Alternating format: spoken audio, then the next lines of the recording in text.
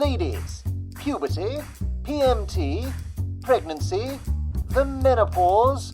Yes, your hormones have been taking you for a ride for years. Hot flushes on the bus, menopausal meltdowns in the office, whatever those hormones have made you do, Jenny Smith and Kate Bauss are here to lend a sympathetic ear. Why not write in and share your hormonal hell with the girls? Don't worry, they've heard it all before. It's time to put those hormones in the firing line. This is Dear Hormones. Welcome to your safe space, ladies.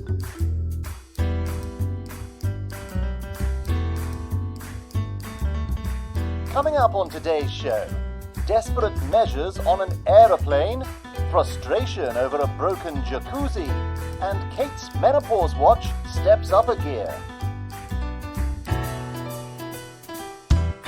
Hello and welcome to Dear Hormones. Hi, Kate. Hello, Jenny.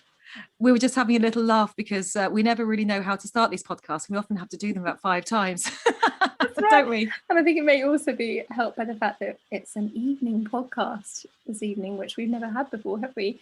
And No. We both have a little glass of something in our hands. Yeah. Jenny, what are you drinking this evening? I have got a lovely cold glass of cider. Yum.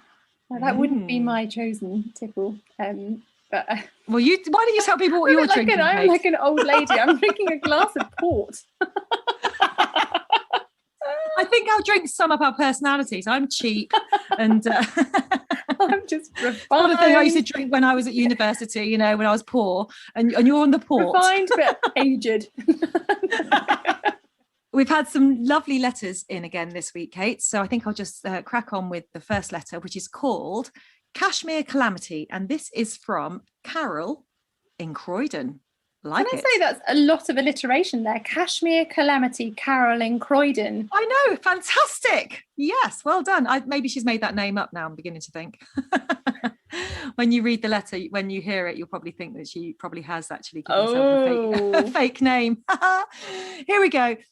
Dear Jenny and Kate, in my 20s, I used to be able to party all night, down several bottles of God knows what, and maybe visit the loo a couple of times at most.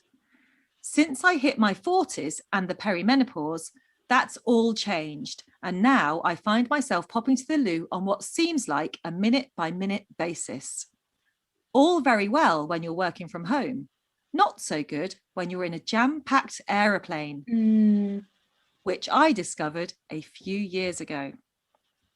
Here we go. My husband and I were returning from a lovely summer holiday with our 2 young children, and I'd settled into the 4-hour flight quite nicely. I'd already been to the loo shortly after takeoff and had decided to kick back with a glossy magazine and a nice glass of wine. Or port, in my case. Yeah, only the very best for you, Kate. The kids were playing on their iPads and the flight was running smoothly. About 2 hours in, and I needed to go to the loo again. But just as I went to stand up, the seatbelt signs flashed on. Typical, I thought, but not to worry, I can hold it for a few minutes. But a few minutes turned into what felt like an eternity, and every second that went by, my bladder was becoming more and more impatient. Uh-oh. I desperately tried to distract myself, but no matter what I did, the desperate and urgent need to go for a wee was growing stronger by the second. My husband could see the desperate situation I was in, and so, despite the terrible turbulence we were experiencing, told me to get up and go to the loo regardless. Oh, wow. I know, that must be desperate to do that. But as soon as I went to stand, the pressure on my bladder became completely unbearable, and I had to sit back down and quick. I needed a new plan, and I needed it fast. What's she going to do? Wow. My son had just finished his tiny can of soda in the tiny plastic cup that you only ever seem to find on an aeroplane. No, Carol, don't do it. Stop. Please, just don't go there. You can make it to the loo, Carol. You can. She's desperate. She's desperate. Quick, I said to him, pass me that cup.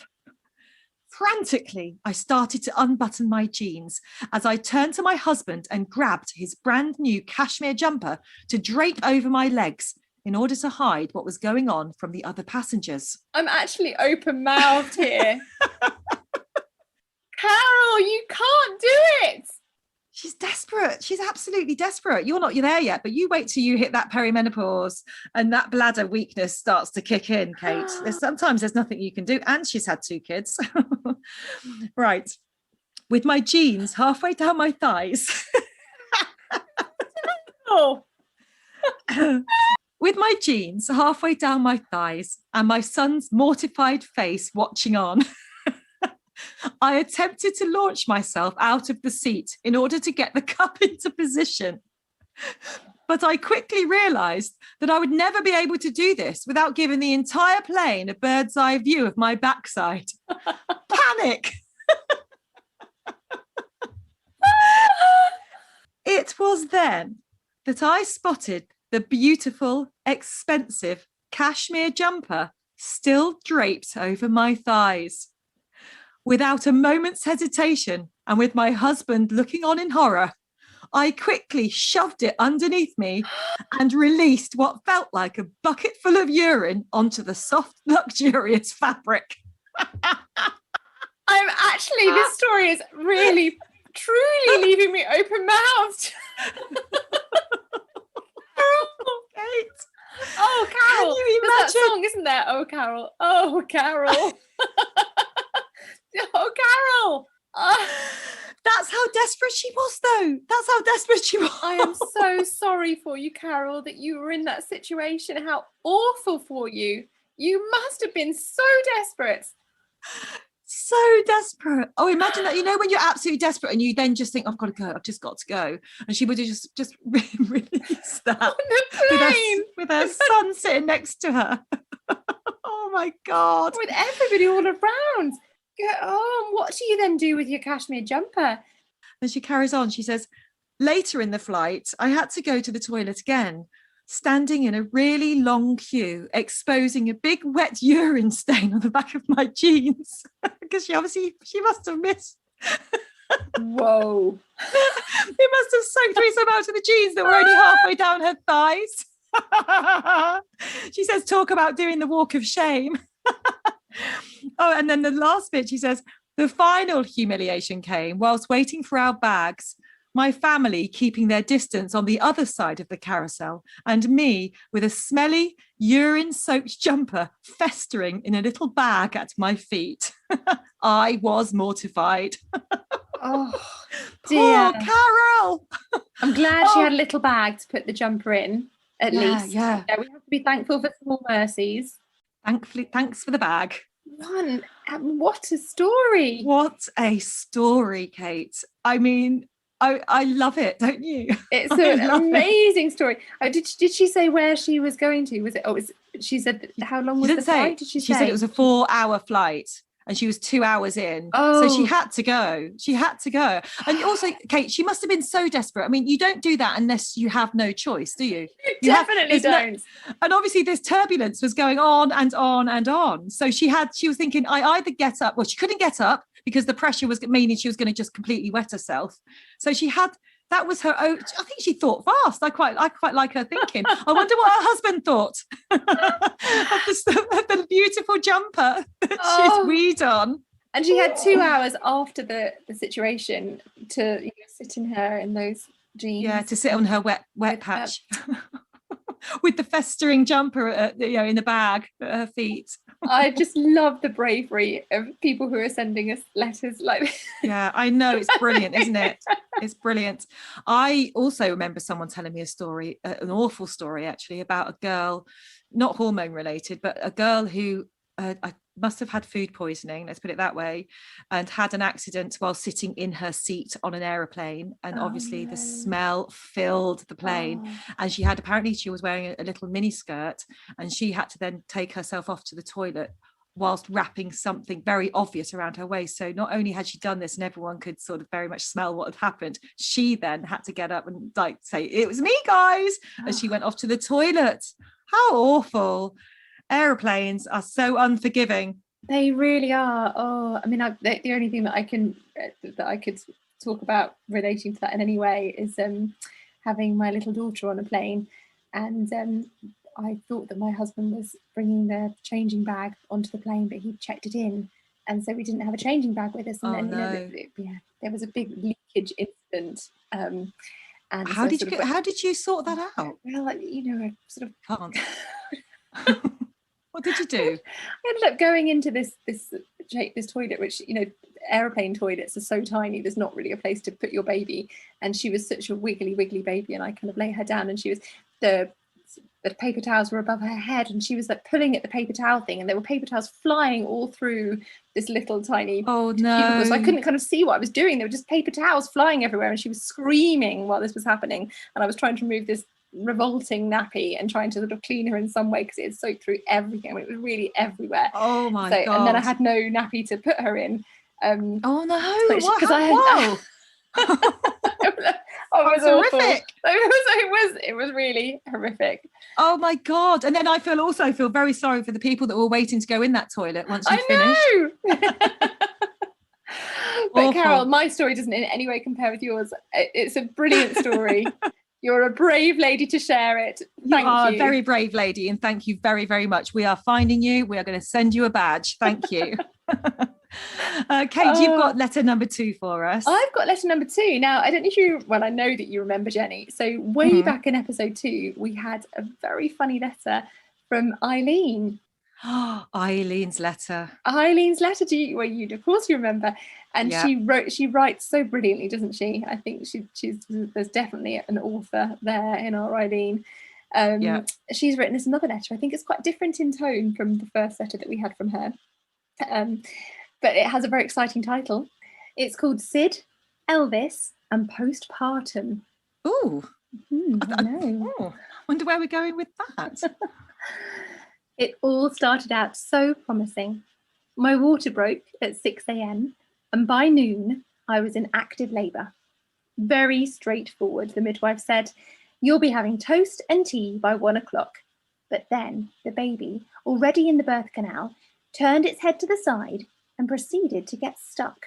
Oh no.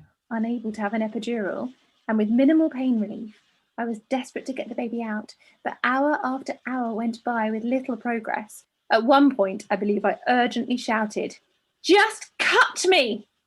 Oh gosh, that is desperation, isn't it? It really is awful. And also, she's not even had an epidural when she's saying, "Just cut me." Oh my god, poor Eileen. Did you have an epidural, Jenny, when you? I sure did. Yeah, that was right on my birth plan, Kate. Point number one, epidural. Point number 2, as many painkillers as possible, please. It wasn't on my birth plan, but I had an epidural for all 3 of them. Yeah, good for you. Well done. All 3. That's the right answer. Finally, and after an episiotomy, the midwife declared in her thick Irish brogue, I can't do an Irish brogue, can I say? Sorry. Come on. I can see baby's head coming round the archway roundabouts. The humour and absurdity of the comment distracted me enough to give a final push. The next thing the midwife shouted was, "Look at the size of him. This baby boy looks 4 months old." Oh God, and she's just pushed that through with no epidural. Well done, Eileen. Utterly spent and overcome. All I felt was a squirming weight placed on my chest. It could have been a fish or a puppy for all I knew. My eyes closed. I felt as though I was sinking into a warm bath, and I let myself drift off. I remember feeling like that too. I remember when I'd finally given birth. Yeah. And then they laid my daughter on me, and and she started, sorry, I'm going to give you all the details here. She started to feed, and I just remember thinking, she was just, the feeling of her feeding was just horrible. I'm so pleased. Being gnawed at. I'm so pleased you said that. I just thought, just take it off me. I just wanted to I honestly thought you were about to describe the most wonderful moment. I thought, oh God, here she goes again with her perfectly charmed life. Because when they did that with me, with my son on me, my first thought was, get him off me. I'm going to throw up. Because I honestly... Exactly how I felt. And then I was going to throw up. I actually... So did I. I was like, get him away, I'm going to have to be sick. Yeah, it was all, I'm glad you said that. Giving birth, I think I was just so overwhelmed by the magnitude of the whole thing. I was the first of my group of friends to give birth, and I just think nothing had prepared me. I'd thought, No. I mean, I know you say that your birth plan, you'd already planned for the epidural. I think I thought that I was quite tough and I'd be fine, and I'm quite so brave and I get on with things and it'll be fine. And I just the hugeness of the pain and of the whole experience, it was just such a massive, overwhelming experience that was too much for me. Yeah, it's awful. Awful. And then once you've done it, it's kind of like, not. But so poor Eileen. It's still awful, isn't it, when you've done it for quite a few weeks? But it's worth it. So hard. It's worth it. Of course, it's worth it. It's worth it. Eileen, anyway, I'm sorry that your baby looked 4 months old, because that oh must have my been God, that really... sounds terrifying. Goodness me. Poor woman. So she's drifted away. I opened my eyes to the faces of 3 doctors standing over me. One pumping a blood pressure cuff, and another trying to get an IV needle into my arm. Apparently I'd lost a lot of blood, and I was close to going into shock. Oh my God. Where's the baby? I wondered.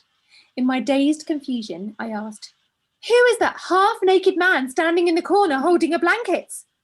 What? There's quite often sort of semi-naked men in Eileen's stories. That's true.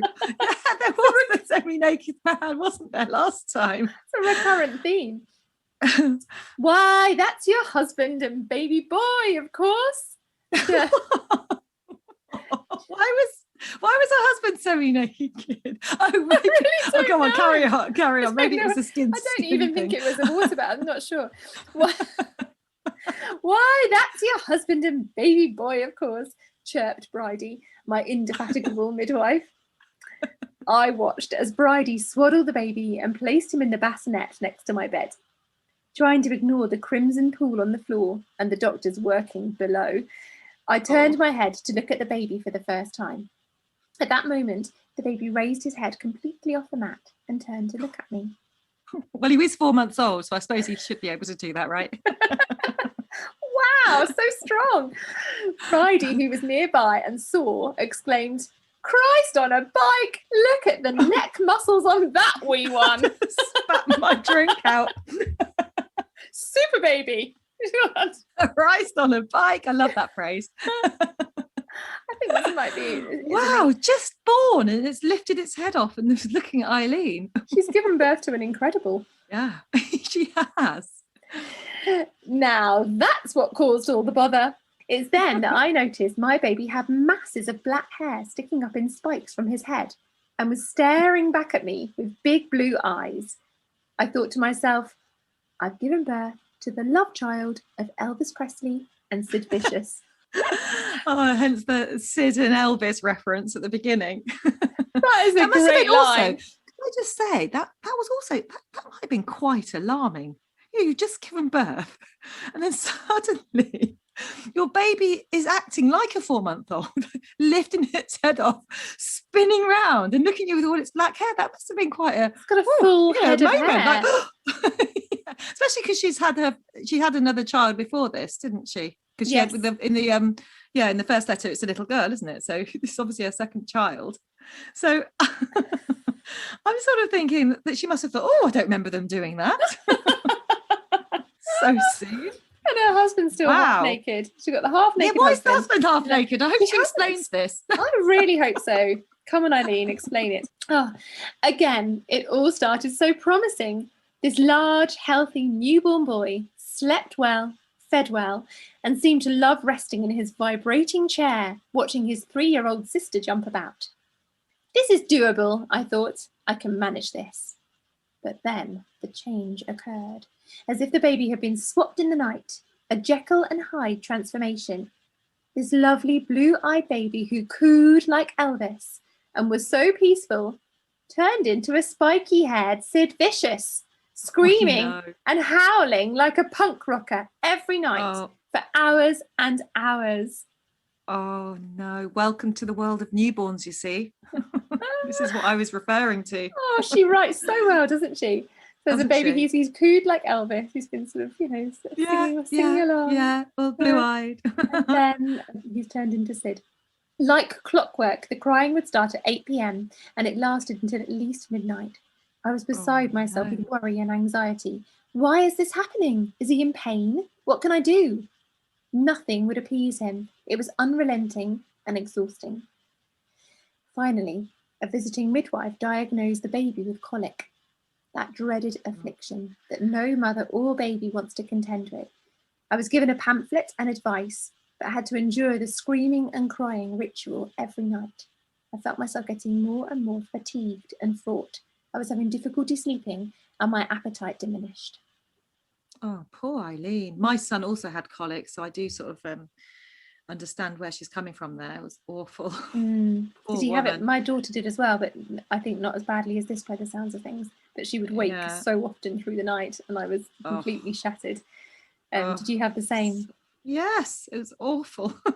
Would he cry for hours and hours? Cried all the time. Whenever he fed, he was in awful pain, I guess, from the wind and whatever. So we used to give him that thing called Infocol. Yes, we got through so much Infocol. Putting that Infocol in, I don't even know if it did any good, but it made us feel like we were doing something, didn't it? That's exactly the same. Yeah, I'm not sure whether it had any effect whatsoever, but no, I gave her so much. Poor Eileen, she's got her pregnancy hormones still whipping around her body, hasn't she? And now she's got this kid that's got colic, and oh my goodness, poor woman. Around midnight, the baby, completely worn out from wailing, would fall asleep in his Moses basket. I would drop off next to him in the bed. But I started to have disturbing dreams. I would wake up drenched in sweat, thinking that I had left the baby in the garden in his pram. Often I would wake up after being asleep for only a short time and immediately worry that the baby was too quiet. I would have to turn the light on and check him in his crib. The feeling of stress and anxiety was so persistent, I did a bit of research and thought I must be developing postpartum depression. And so I booked an appointment with my GP. And she must know as well, because like you've said, and as she said, she already had a baby, didn't she? And so obviously this time the experience is different from what she had with her daughter. Felt different. Oh no. I sat waiting in the surgery, enjoying some peace and quiet, when an elderly gentleman walked in. He had a long white beard and milky eyes, and he looked so much like a character from Harry Potter that I expected him to put on a wizard's hat. Eileen meets these wonderful characters all the time, doesn't she? I want to follow Eileen around for a day. Yeah. I wonder whether we're meeting wonderful characters all the time, Jenny, and we just don't. We need to try and see them through Eileen's eyes. She's all right. Obviously just a natural. Yeah, she's such a natural writer that she's noticing the details and we're missing them, Kate. Oh, he sat down, he folded his hands and he said, "How can I help you?" I explained my difficulty sleeping, loss of appetite, extreme fatigue, anxiety and constant worry about the baby. I'm expecting him to bring out a wand now and some miraculous cure. Yeah, and a sorting hat. Oh, a bit of the baby blues then, he said. The baby blues will pass. I stared at him and I thought, if you say baby blues again, someone's going to get a black eye. He must have read my mind because he looked startled. And then he said he would go and get his colleague who specialises in women's health. I recognised that he was well-intending, but I needed somebody who fully understood the implications of postpartum depression. Yeah, and she's right. Yeah. So the baby blues, that's such a put down, isn't it? That phrase. Oh. It really is such a put down. And so I was hoping that he was, from what she'd said, I thought that he was going to be a sort of a wonderful character, but actually I was thinking, he's not helped at all. He's belittled her, hasn't he? Exactly. I was imagining Dumbledore and I was imagining some wise words were going to come out of his mouth, but instead we got rather the opposite.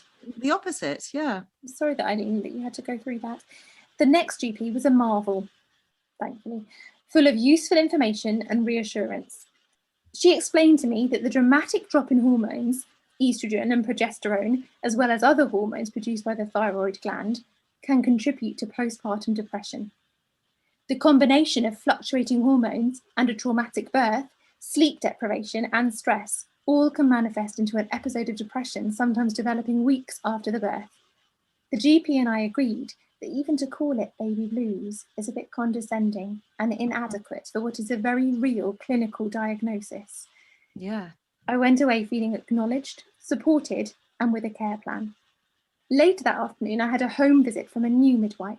She scooped up the baby, whose spiky hair had only gotten bigger, and jostled him back and forth on her hip as I told her about the past several weeks of ongoing colic, sleeplessness and anxiety, and my diagnosis from the GP. The baby gurgled and giggled and waved his arms around as she weighed him, and I told her how helpless I felt against his bouts of colic, how difficult it was to see him so distressed. Of course it is, she said. There is nothing you can do about it. It just takes time for the baby system to mature, and the colic will resolve. She paused and she looked me straight in the eye. You're doing your best, and there is nothing more you can do. That's enough to make you cry, isn't it, when you're feeling like that anyway? I felt a little quiver in my voice, actually, even just reading that. It was Aww. the nicest thing anyone has ever said to me. Yeah, when someone's really nice to you and you're feeling really low, it's all it takes, isn't it, for you to go. In fact, my mum used to always say that to me when I was younger. She used to say, you know, you can only do your best. Your best, that's all you can do, is do your best. And it's sort of always stayed with me and helped me, I think, a lot. It's a nice thought that you can sort of relax in the knowledge that you can do your best and there is no more you can do. Oh, Eileen, gosh, what a difficult time you had with your love child of Sid Vicious and Elvis. More Sid than Elvis for quite a while. She just really needed that then, didn't she? Yeah, you do. You need someone like that. Yeah, Chris and I always have this, that's my husband and I, we always have a sort of a fake a doctor in mind whenever, bit of a backstory here, but Chris and I, we had to have IVF in order to have our son. So when we had to go to all these appointments, we before we had our first appointment, we kind of invented this character called Dr. Robinson. And it was the character, it was this doctor, this wonderful doctor. He's an older guy, he's got white hair, he's a granddad, and he's loving and caring and kind. And he says those sort of things. He says things like, it's going to be just fine. And we had these sort of this imaginary doctor that we would be meeting when we went to these appointments. And we never did meet Dr. Robinson. we had some terrible doctors who you know, more like the first doctor that Eileen met, you know, who shouldn't really be doing, because what you actually need is someone to really kind of like put that arm around you and just tell you, come on, we're going to do this together, you're going to be all right, you can only do your best. That's what you need to hear. All you can ever do is your best. You can't do any more than that. And do you say that to your children now as well? I do indeed. Yeah, you're right though, that is all they can do, isn't it? That's all any of us can do. Thank you, Eileen, for sharing that letter. Yes, thank you so much, Eileen. That was very brave of you. Really appreciate it. Write into the show with your hormonal anecdotes, and if we read your letter, we'll send you an exclusive Dear Hormones badge. That's right, bribery. Email us at dearhormones@yahoo.com, or we're at Dear Hormones on Instagram. Okay, so letter number 3 is called Gym Wars. And this is from, do you remember a few episodes ago, we had a story from a lady who had lost the plot when she was trying to return an item to a shop and the shutters were broken and they were only raised about 3 feet off the ground. And she had to argue with the shopkeeper with her bum in the air and her head underneath the shutters. I remember it very well. And she said to us in that letter, didn't she? She said this was one of several things that had happened that week, which had taken her off to the doctors to get the HRT. And we said we wanted to know what the other ones were. Has she got back in touch? She has. So this is one of the other things that had happened to her that week. So bear that in mind. This is the same lady who couldn't bear the someone being kind to her. She was trying to get the rage off her chest and this man was being really reasonable. Do you remember saying, you can always take that item back to another shop, madam? And she was like, I'm fuming. Car battery. Wasn't it a car battery? Yeah, that's right. Yeah. So she's got back in touch with us. Dear Jenny and Kate, I don't particularly enjoy the gym, but I know now I'm in my 50s that exercise is more important than ever. The best part of going for me, though, is the treat of sitting in the jacuzzi at the end, something I look forward to immensely as I sweat away on the cross trainer. I absolutely agree. The jacuzzi, and in fact, when I've been to the gym, I've quite often just skipped the cross trainer altogether and gone straight to the jacuzzi. Yeah, I've done that. I know. I'm so with her, aren't you? I'm so with her. She says, for the first time in 50 years, I'd started regularly exercising, and within a few short weeks, I could already feel it making a difference. But then the pandemic struck, and the gym was forced to close for weeks on end. Gutted. I was counting down the days to it reopening, and I'd even invested in a new swimming costume, ready for a nice long soak in the hot tub after my first day back. I was going to say the gutted bit. I'd be like, yeah, gutted. No more jacuzzi for a while. Like, Yeah. Counting down the days to the jacuzzi. To the jacuzzi time. Yeah, exactly. So imagine my disappointment when they finally did open their doors and I turned up to find that the jacuzzi was out of order. 9 weeks. They'd had 9 weeks to make sure that everything was up and running for when the restrictions were lifted. Absolutely incensed, I marched up to the reception desk where a polite young man was working. Is this all the same week that the car battery incident happened? Yeah. I've developed this kind of patronising, passive-aggressive voice since hitting the perimenopause, and it goes something like this. Hello, it says that the jacuzzi isn't working, but I'm guessing that must be a mistake, right? Because you've had 9 weeks to make sure everything is in good working order. So is it okay if I go and use it? I mean, I see you've taken the money out of my account as soon as you were able to. So surely everything is in good working order, right? The lad simply apologised and said that they were working hard to fix the problem. He's doing everything he should, isn't he? The same as the lad back behind the shutter. Kind. I stormed out feeling like someone had just robbed me blind. A week or so later, and the jacuzzi was out of order again. Oh, I'm thinking refund is in order. This time, I marched up to the same lad and tried this line instead. Hi. The jacuzzi wasn't working the other day and you said you'd fix it, but the sign's still there saying it's broken. I assume it's working now, though, because, well, you've had weeks and weeks to get things working, haven't you? I see you've taken the money again this month, so can I go and use it? I love that she's just like, she knows it's broken. She knows full well it's broken and she's not going to be able to go and use it. But she's just like, oh, yeah, guys, you must have left the sign up by accident. Brilliant. Sorry, madam, said the lad. It's still broken, but we're trying hard to fix it. And then a few days later, it happened again.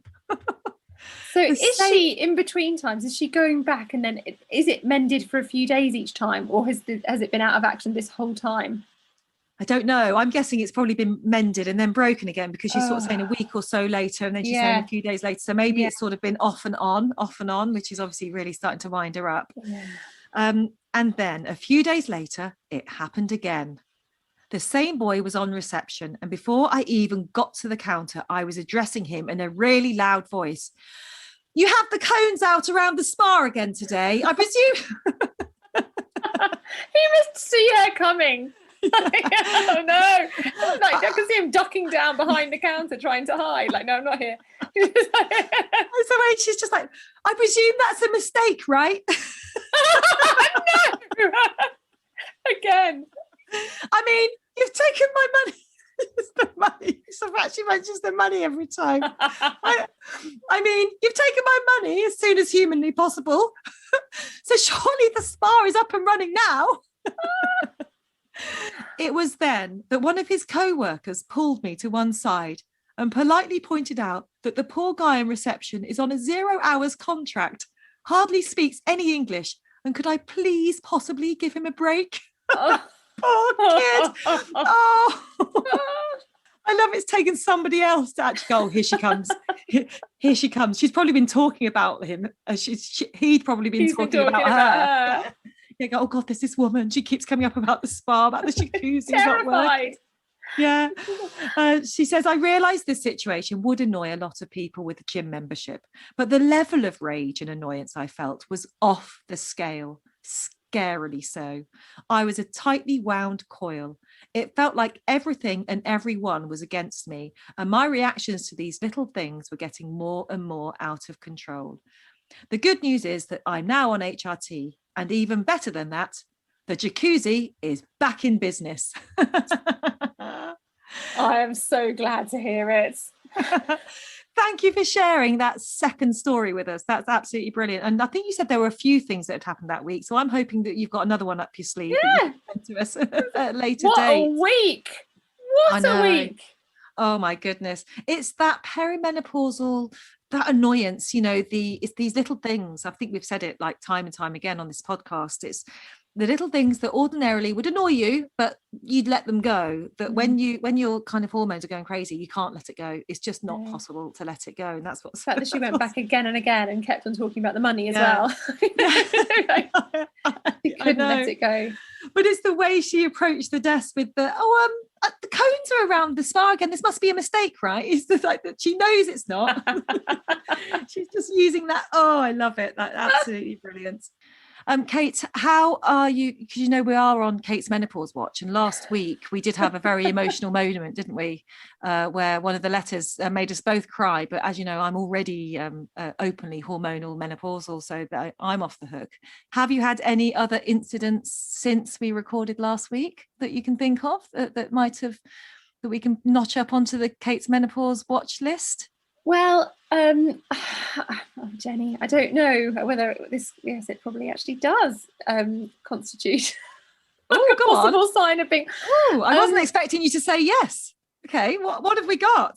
Well, you tell me what you think. But I love it when you say that. Tell me what you think.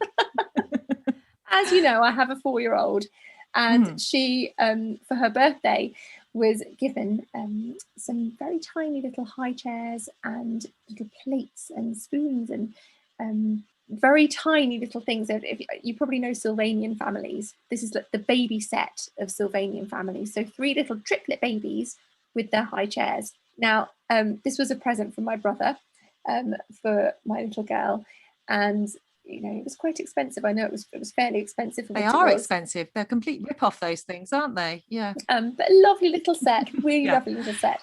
Now, in my daughter's room, she has floorboards and they're not filled. So there are gaps between the floorboards. Yeah. And I kept saying to her, you need to be really, really careful. This is a very special set.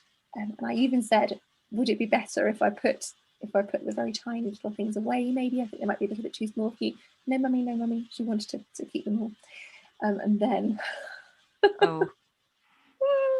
yesterday, I couldn't find one of the little spoons in the set. Oh, right. Just one little spoon. Yeah. And I slightly lost it, Jenny. I was just like, where is the little pink spoon? Where's the pink one? I can see the yellow one. I can see the blue one. Where's the little pink spoon? And she said, I'm not sure, mummy. I'm not sure. I don't know, mummy. And I went a bit crazy about it. It was really grilling her about this little tiny pink spoon, which obviously is, it's utterly insignificant and unimportant and doesn't matter at all. But to me, it was like a missing part of the set. And I just went a bit crazy. So, and I just knew that it had fallen down one of the floorboards. So I started searching. And I had my mobile phone with the torch on. I had the torch turned on, and I was like lying on the floor, looking down every single floorboard. Oh, Kate, this sounds like a letter. This sounds like one of our letters. To try and find the spoon. And Jenny, I found it. Oh, you legend. Well done. But it was quite far down. It was quite deep down. The holes go far down. So it was deep down. And it had kind of like landed fortuitously. It landed on this sort of bit of fluff, this sort of cobweb like down beneath. Yeah, nice. So it was wedged on a little kind of bit of dust, like deep down. And any sort of sudden movement would make it fall off the cobweb and deeper down to a point of no recovery. So I thought, how am I going to get this out? And this is a really long, not an exciting story. I'm sorry. I just sort of lost it and fixated on this spoon. It was everything will be fine if I can just get the spoon out. So I invented this kind of contraption where I got a long skewer from the kitchen and put a bit of blue tack on the end. I was like just fishing for this pink spoon, all the while just going crazy with my poor daughter, saying, poor little thing. Special thing. It's really special. There you go. Oh, Kate, I did get it out. It had a happy ending, but it didn't need to. It really just didn't need to be such a drama. And I put my 4-year-old through that. You all talk about, she's not going through a crazy hormonal time, but the fact that she's younger makes it worse. you know. Yeah, because you can't she's explain 4. to that age group the same way as you could explain to a teenager, I guess. Yeah, She's 4 and I'm going crazy. So Jenny, does this mean am I officially entering the perimenopause? I've got a few things on the list now, Kate. I've got to say. So we've got the keys that you put in the recycling bin. Yes. We've got you forgot the word skewer. If you remember that. I did. Yeah. I did. You burst into tears at the letter last week, and now the obsessing. This is about a skewer again. Lots of skewers in my life.